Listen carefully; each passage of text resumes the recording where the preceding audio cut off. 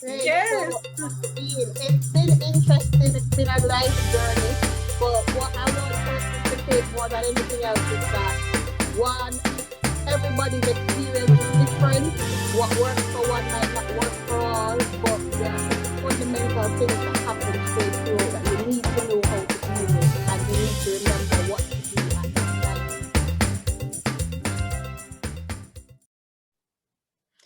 Hello, Wagon. Welcome to episode 21 of Design to Win.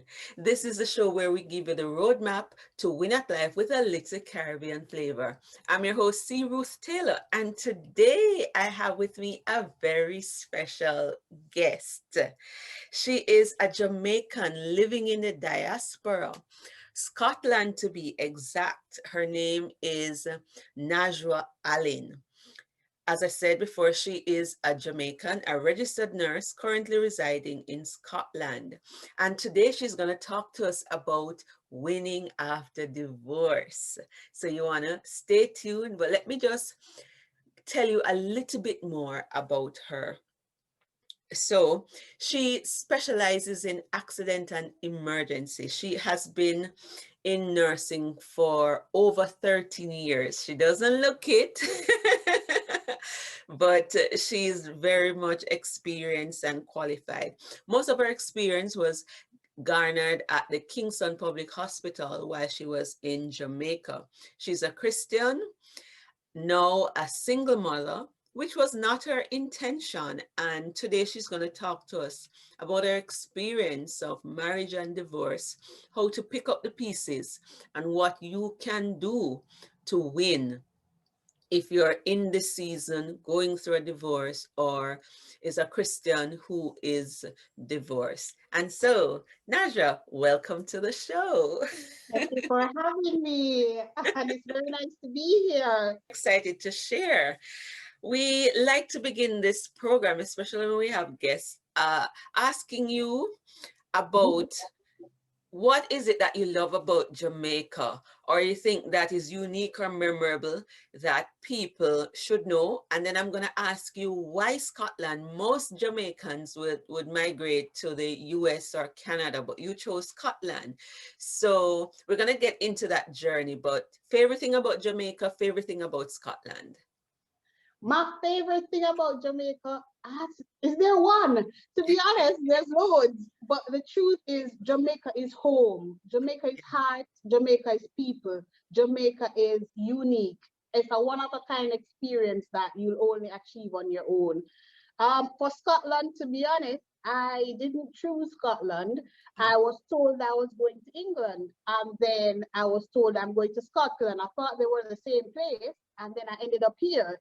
And people-wise, you'll find the same persons in terms of friendly. They are here for you. They will help you. So Scotland was more a design by God and my acceptance of just being placed there. Okay, so you talk about being placed there. By whom? How did that work out? Some people migrate because of studies. It sounds to me like you migrated for work. So talk to us about that. How did you move from Jamaica to Scotland? Right. So I was on Facebook actually. There was a recruitment agency. So I applied with the recruitment agency to come overseas to work. They had told us initially that we were going to England. But having never been to England, I assumed that England was everywhere that they were. Then I was told I was being placed in Scotland, and I thought Scotland was a part of England, which is a common mistake made by most of us. And then I was like, okay. And that's how I ended up being placed here. So it wasn't necessarily that I sat down and chose it. It was that God decided this is where you're going, but through a company. Oh, awesome. So you see, we're seeing also the benefits of social media here. Exactly. It's not just to True. meet friends. Okay. Yeah. So the settling process, how did that affect you? Leaving Jamaica, going to a different country, uh, how did that work out for you? How has it been? How long have you been there, and what has the settling process been like? I've been here 2 years now, and The first thing you do when you're going to a foreign country is to bear an open mind. Always have an open mind. The culture you're coming from is not the one you're going into. And because of that, that gives you an avenue for change, and it gives you an avenue to be different. You have to remember that it's not your country, so you are different. Now you're stepping into an environment where you are the minority, not the majority. And that gives persons a lot to work with, and it also makes it easier for you because you know that things will change. The settling in process hasn't been the easiest because Scotland has not as much sun as Jamaica. It can experience all four seasons in one day. And I mean, that's different. And a lot of Jamaicans, a lot of Caribbean people forget that the sun is not everywhere. So, and I mean, when you go out and you see sun for 2 days for the year, you think, oh my Lord, it's a different way of dressing. I remember freezing at the airport because I didn't know how to dress properly because I didn't understand true cold. So and it's about support. But wherever you go, find a support system. Never be alone. It can be lonely because you don't have your folks around you, but find a support system. Make yourself open to new relationships, new friendships, new persons who will pour into you based on the situation. Also, your calling is by God's design, and he knows you're human, so he will put persons in your path that will help you. Your job is to seek them, understand them, and welcome them, and allow God to move you in such a way that you understand your purpose in the midst of settling. Wow, I'm sure those who are watching or listening will and are thinking about migrating will find that very useful. Always have your support system. So let's get into the meat of the matter. Talk to us. You found love when you got married, and what happened? What tell us what happened? It's a look back now, and it's a look back and a learning experience right now. But when I think for me, over time, and it takes time to get there. But initially, I had the wrong concept of marriage. We were always taught as Christians that if you live a good Christian life, your end result is that of being married, having kids, and that's what you're designed for. But the truth is, marriage is a two-way street, a relationship built on trust, built on hard work, and built on most definitely the presence of God, right? A lot of Christians get into marriage, like myself, thinking your aim after marriage is to make sure your husband is happy and your family is good. And in doing that, you forget that the source of your marriage was Christ. So you became what you thought. You wanted to be the proverbs woman. You wanted to be the one that looked after her house. You wanted to be the one who had the happiest husband. You forgot who you were. And that was for me. That was my marriage. My marriage became, God didn't become the center. He became a byproduct of the fact that I've gotten all that I think I deserved to be married. It was interesting because people do change, and we're humans and we understand that, and divorce is not a punishment. I think a lot of us do think that it's a punishment. It's because I have failed. And what I have learned is that it happens, and it's perseverance brings forth our character, and character hope. But a lot of us lose who we are by the mere fact that we're married. We think we have achieved, we have arrived, and then the divorce happens and you go, where did I go wrong? But feel free. I think the first experience for me was I lost 15 pounds during the first couple of weeks after my divorce. And I understood something at the end of that. You are free to grieve.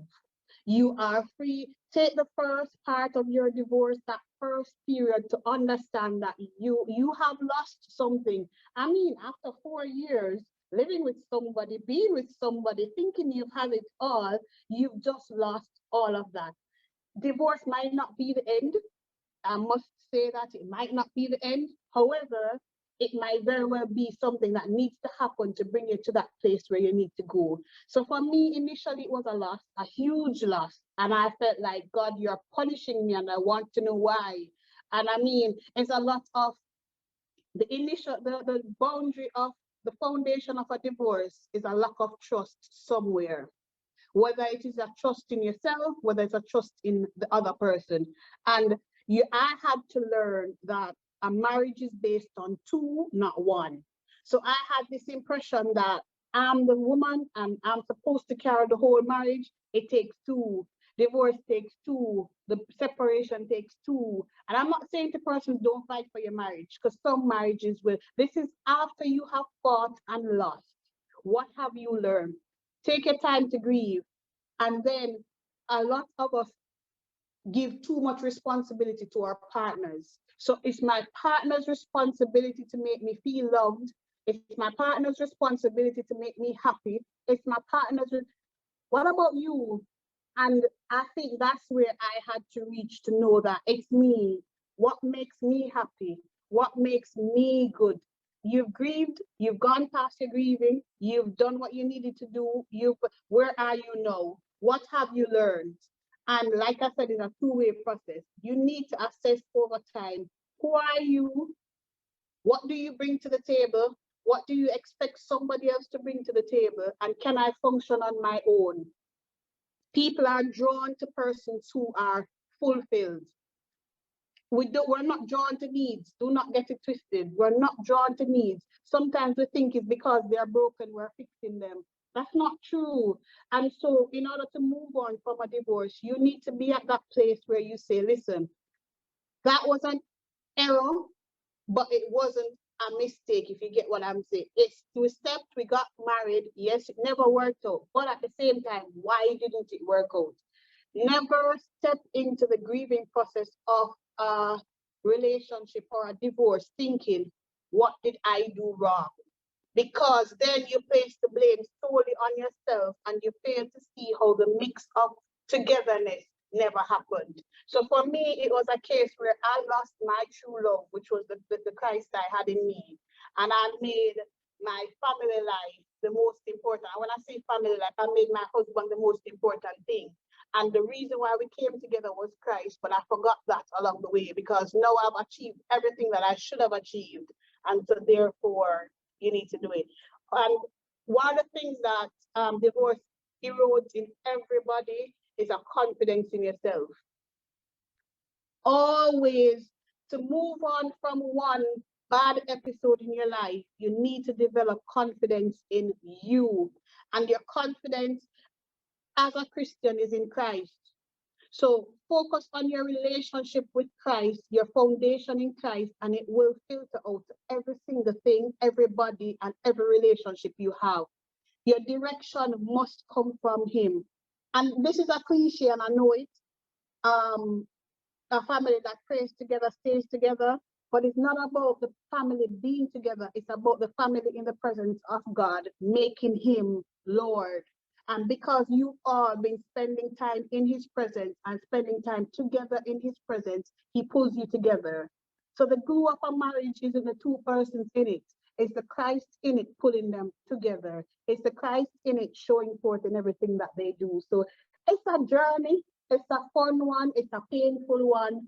But it's one that I think you can recover from, whether you go on to be married again or go on to be single and comfortable. But the choice is yours as to what direction you will go. All right. So we know this, we're on Gospel City 247. But what about those persons who are not Christians? Because you have non-Christians who have happy marriages, and you also have non-Christians who are divorced. Now, in your response, you talked about God being the center. So we could say for the Christians perhaps who have divorced that maybe like you, they lost sight of God being the center. But what about the person who is listening and is not a Christian and they're going through this? What encouragement would you give to them at this time? Marriage is two. And I've said this before, but it's true. The thing is, bring your whole self to the table. As as persons and individuals, we tend to bring our broken selves to the table. Like when you enter that relationship, it's so that it fills a gap. But marriage is an addition, it's not a substitution. And a lot of us in marriages, whether males or female, we marry to fill a gap. No, you marry to add to what you have. So bring your whole self. Nobody's responsible for me but me. So if my husband cheats, it's not me, it's him. You never walked out, he did. So it's not me, it's an issue with him. And in order to fill that issue, he has chosen somebody else. Or it could be just a case where, listen, the direction of our paths are just not the same. My goals are not your goals. It's not your duty to fulfill my goals, and it's not your duty to be me. It's my duty to find my own happiness, prove my own happiness, be who I am, and then your duty to come alongside me to build what I already have. Too many of us are in relationships because we want somebody else to do for us what we should be doing for ourselves.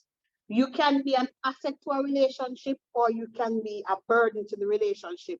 And it doesn't mean that you purposely hurt the person. It just means that the amount of responsibility you've given to them is too much for them to carry, which you should have had for yourself. So tomorrow morning, my husband goes away for a week and I'm having heart failure. I'm having palpitations because I don't know what to do with myself unless I am washing, cooking, or cleaning for him. I don't know what to do with myself because my 5-year plan didn't include me being somebody else. My 5-year plan included him being something else.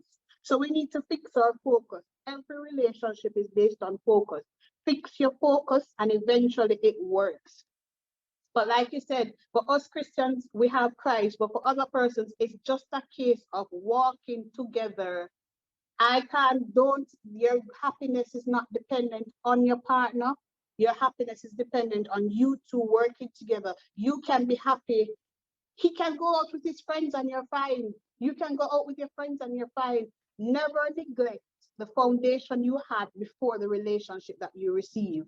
So suddenly I'm married. I no longer go out with my friends. I no longer do the things that I do because I'm married now. So every time I go out, I need to go out with my husband. No, I need to get away from you every now and then. Absence makes the heart grow fonder.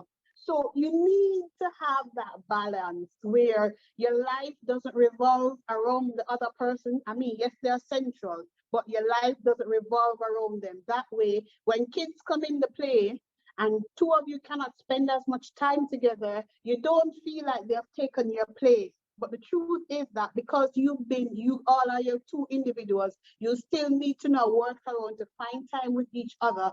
But it's not a case where if I don't spend time with him, I get depressed, I get moody. No, you need to have your own balance. And I think that's one of the things with most divorced persons. We've never found our balance. We've never known who we are. We've never searched for anything else. And so we leave ourselves. The minute your foundation is set, but your foundation is not set on you. Your foundation is set on the other person.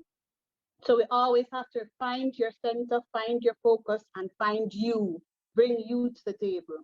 Wow, those are excellent points. You're dropping some value bombs on us, as John Lee Dumas would say, because you're talking about you need to know who you are. That when you go into marriage, it's an addition. So you're bringing, you're an asset coming together. It's about knowing who you are and not putting all your attention and focus on the other person to satisfy you, so that if something happens to the other person, then you're still able to stand. So talk to us in terms of how you've been able to move on. You have a daughter, and there might be others going through this with the divorce, and then there are children involved. So give us some tips to handle that aspect when you're now a single parent, or maybe you know have visiting relations with the child. How do you win in that sort of situation? It is tricky. It is very, very tricky, and to each his own. When I say that, I mean I might be able to deal with it, you might not. So you need to assess yourself. Where am I not able to deal with this? Sometimes when you've had a divorce, you need space and you need time. So it's not that you don't want the child to spend time with the father, but you need to set boundaries. Where are my boundaries? How do I make this work for me? Because the truth is, your child needs a relationship. You need to end one. So you're ending a relationship. Your child needs to maintain one. And because of that, it's two different scenarios, two different areas. The problem with a lot of us is self becomes so important that we miss our children. So you become so caught up in the fact that you need to split from this man or woman that you forget that this man or woman made this child. You cannot ask your children to choose. You took that option away from them when you had them. So therefore, allow them to make their decision. So daddy is not good for mommy, and mommy is not good for daddy, but you are a product of both of us. When that child was born, that was love. That child is a bridge, which means that you're still going to have to talk to the man that you don't want to see or the woman that you don't want to see, but you do not need to have a relationship. Do not need to have a relationship. So focus, fix your focus. What does my child need? What sacrifices now do I need to make for my child to have a relationship that does not make it look as if I am the reason? So I can't have a relationship, but my child needs to. And listen to your kids. They do talk. Just listen. Wow, I appreciate that. We are just about out of time. Sounds like we need to have a part two. But that is so important. What you said, so much wisdom. You need to end the relationship, but your child needs to maintain a relationship. My goodness, that is just wow. So I'm sure listeners, you're getting a lot of value out of this. And we want to thank Najwa Allen, Nurse Allen, for coming and sharing her story with us and giving us hope. Remember, a relationship takes two. And I think amidst everything that she's been saying is don't lose yourself in the process. So that if anything happens, you can pick up the pieces. And it relates to children. You need to end the relationship, but they need to maintain one. And so don't allow the child to choose. Wow. It is, wow, so much value. And we have to end this episode. So we're going to leave with the very thing that she has been echoing. Understand your value. It takes two. Don't lose yourself in the process. So put your hand across your heart and say with me our pledge to win. There's greatness in me. It's possible to live my dreams, no matter how bad it is or how bad it gets. I'm going to make it. With faith, Yes. courage, and consistent action, I'm going to make it. It's not over until I win. Ta for now. Until next time.